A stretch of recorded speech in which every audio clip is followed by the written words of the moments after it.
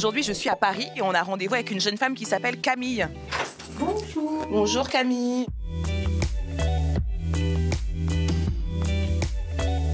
Pour moi, les conditions de travail sont bonnes parce qu'on a la chance d'être dans un lycée qui est bien équipé. Mais j'entends énormément des amis et des collègues dans le public qui souffrent. Qui souffrent des effectifs par classe, qui souffrent des directeurs qui changent tous les ans, du manque de CPE, du manque de psychologues, du manque d'infirmiers, d'infirmières, de conseillers d'orientation. Quand on a fait 7 ans d'études, qu'on est de toute façon surqualifié et ou surdiplômé pour ce qu'on fait et qu'on démarre quand on est vacataire à 1 245 € net par mois, on paye mal des gens à qui on confie nos enfants. C'est pas raisonnable. Et je te sors ce qu'il faut. Est-ce que ça t'intéresse ces élections européennes? Oui, bien sûr que je vais voter. Je me targue même d'avoir voté à toutes les élections depuis le 21 avril 2002.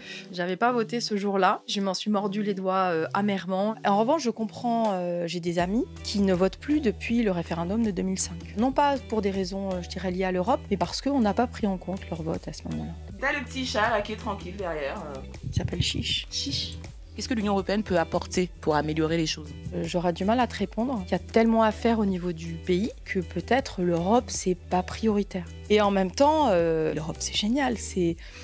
C'est un projet de paix magnifique. On l'oublie trop. Heureusement que j'ai la chance de l'enseigner aux élèves. Après, c'est un sujet aussi qui est touffu. Qu'est-ce que toi, t'aurais aimé voir abordé comme thématique pendant cette campagne? L'écologie. Moi, je rêve d'une révolution écologique positive. Les manifestations des Gilets jaunes, elles ont commencé en lien avec la taxe carbone, la taxe sur l'essence. C'est impensable et c'est en même temps 1000 fois compréhensible que quand on n'arrive plus à vivre et qu'en effet, quand on ne fait que survivre et pas vivre, on se révolte. Ils ont 1000 fois raison. Allez, c'est parti. Mais ce temps est pourri.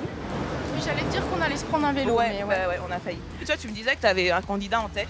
Je savais ce que je voulais voter et surtout, je voulais rien entendre d'autre pour être sûre de ne pas changer d'avis. Malheureusement ou heureusement, j'ai regardé des spots de la campagne.